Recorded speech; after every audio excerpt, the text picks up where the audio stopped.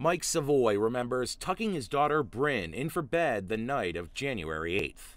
I asked her for a kiss, and she was mad at me, so she said no. I laid her in bed and didn't worry about it. Mike wasn't worried because he planned to see his little girl, his baby Madeline, and his wife Nicole in the morning for breakfast. He and Nicole were living apart, but still close, still in love. They saw each other every day. Now, Mike's haunted by not fighting harder to get that goodnight kiss from Bryn before he left. That one time I didn't, and I don't know why, but I wish I would have, you know? It's my last chance. Mike woke up to a phone call from a friend. Nicole's apartment was on fire. He ran out of his home and jumped into his truck, forgetting to even put on a shirt. I was frantic, you know? I mean, the moment I left my house, I was praying that they were okay, but I knew, you know? 26-year-old Nicole, 6-year-old Bryn, and 22-month-old Madeline were all dead, killed as they slept by smoke inhalation. I cherished every moment I had with them, you know? Every moment. I loved them dearly, and I told them every day. Today, the apartment looks exactly as it did a month ago. The fire caused little damage, but it did quickly fill all the rooms with a thick, toxic black smoke. Nicole, Bryn, and Madeline were all found in their beds. They likely never woke up. The apartment, like many here at the Garden Spot apartment complex in Garden City, did not have a smoke detector. I just think this is a travesty. I think it's a very simple thing to say that in Kansas, rental properties ought to be safe. David Rabine is Mike Savoy's attorney. A lawsuit could be coming down the road, but right now they're focusing on why the law wasn't being enforced in Garden City. This law, the 1998 Smoke Detector Act, a law demanding landlords have working smoke detectors installed when they rent out a property.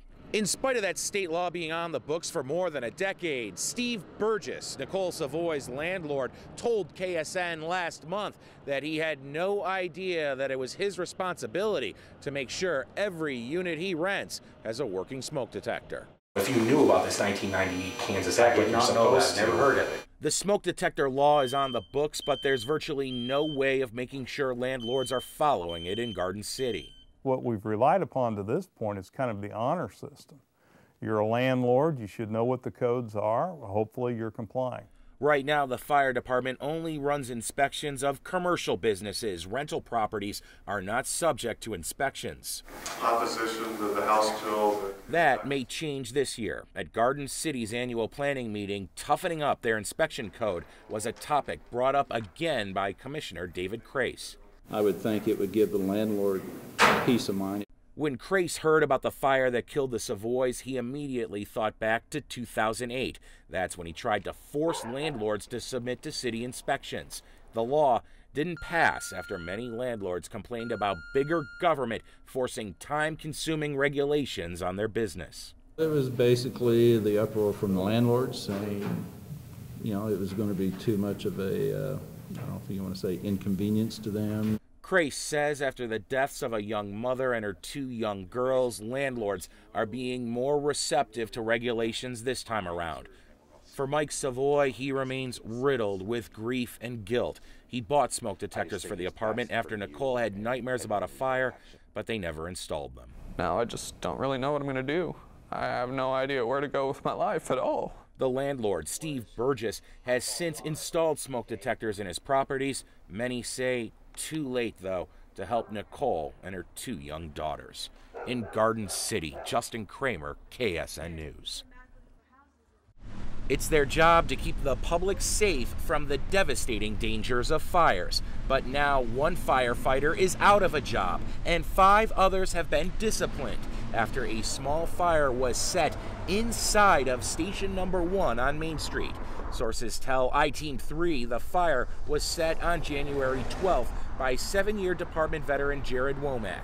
Womack says he used lighter fluid to light a paper towel on fire in an upstairs shower as a fire training exercise took place in the basement.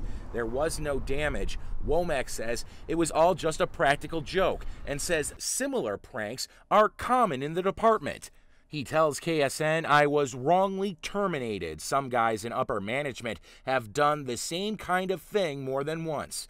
City leaders refuse to comment on the situation at Station 1. They won't confirm there was a fire, nor will they confirm that anyone was disciplined. Chief Ronald Blackwell released a one-line statement simply saying it is the city's long-standing policy not to comment on personnel matters.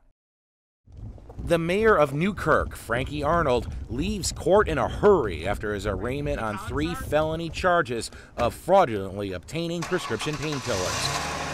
According to the Oklahoma State Police's narcotics unit, Arnold showed a pattern consistent with drug-seeking behavior when he allegedly went to 2 different doctors to get prescriptions for hydrocodone from 2 different pharmacies, the now-closed Rhodes Brothers Pharmacy in Newkirk, as well as O'Connor Pharmacy in Ponca City. According to court records, this investigation started around a year ago when a concerned citizen contacted state police telling them that the mayor was having packages of painkillers delivered to his office right here at City Hall. In the court records, police say Arnold admitted that in addition to getting the drugs from 2 Oklahoma pharmacies, he was also buying them online without telling his doctors. In addition to his duties as mayor of Newkirk, Arnold is also on the staff in the Social Sciences Department at Cowley County Community College in Arkansas City. A spokesperson with Cowley says, "We have been informed of the arrest of Frank Arnold and are currently investigating it to determine if any action on our part is needed. At this time, we have no evidence that he is a threat to any student or employee." Doctors at both pharmacies tell police they didn't know that he was doubling up on prescriptions, and each say they would have never prescribed the pills if they had known he was seeing other doctors. There was no comment Tuesday from anyone at City Hall regarding Arnold's future as mayor. In Newkirk, Justin Kramer, KSN News. I understand, yes, sir. DeQuinte Flournoy's red and black McPherson College football uniform has been replaced with the black and white stripes of a McPherson County jail jumpsuit as he makes his first appearance on charges of aiding and abetting in the beating death of Tabor College football player Brandon Brown. Do you have an attorney? I'm hiring one. You're going to retain your own counsel? Yes, sir. If convicted, Flournoy faces up to 41 years in prison. He joins former McPherson teammate and fellow Dallas, Texas native Alton Franklin inside the jail. Both men are being held on $500,000 bonds. The criminal complaint against both men lists a dozen witnesses. That includes 4 current members of the McPherson football team, as well as a player from Tabor. Brown was found unconscious and badly beaten outside this home on North Carey in McPherson early last Sunday by police who were responding to a noise complaint. Brown died nearly a week later. Neighbors tell KSN News they heard screaming and yelling, and it went on for 45 minutes before police were called to the scene. The door at the home where this party happened is now boarded up. This window over here, you can see, is covered with plastic. Neighbors tell KSN off camera that the fight here was so out of control that at one point, someone grabbed some sort of sign and crashed right through it. Police refuse to say if more arrests are coming, but readily admit detectives continue to work the case. The investigation's far from over. We actually have officers actively working it today and probably will be for the next several days. But there is additional information coming in on an hourly basis. Unless Flournoy can come up with his $500,000 bond, he'll remain locked up in McPherson along with Franklin as police investigate to find out if anyone else will be joining them. In McPherson, Justin Kramer, KSN News. The original plan had shovels in the ground by now at the airport, turning this into a brand new $100 million terminal. We have good weather right now. We should be out there. We're doing dirt work. We got to be doing concrete foundation work. Back in February, Donlinger and Son submitted the low bid and had the inside track on winning the construction contract. A city review of their bid, though, uncovered by the Wichita Business Journal, showed Donlinger allegedly didn't try hard enough to meet a goal to hire minority companies for 7.1% of the work. So the FAA said they wouldn't back Donlinger's bid. But the FAA said they would fund the second lowest bid submitted by Key Construction. who the city says made enough of an effort to include minority-owned companies. But instead of stepping aside and letting Key take the project, Donnellinger is fighting back, protesting to the city and threatening legal action. That would be an embarrassment to our industry. Phone calls over the last 2 days to Donnellinger were not returned to KSN, but the company's lawyer questioned the subjectivity of the city report to the Biz Journal, telling them city leaders weren't there during meetings with potential bidders. The FAA has pledged $50 million in funding to the new terminal in Wichita.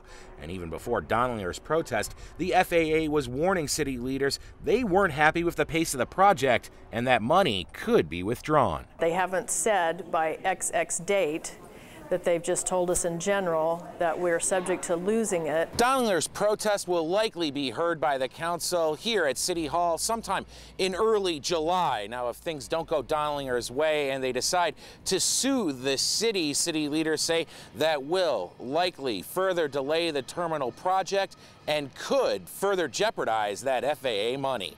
Justin Kramer, KSN News.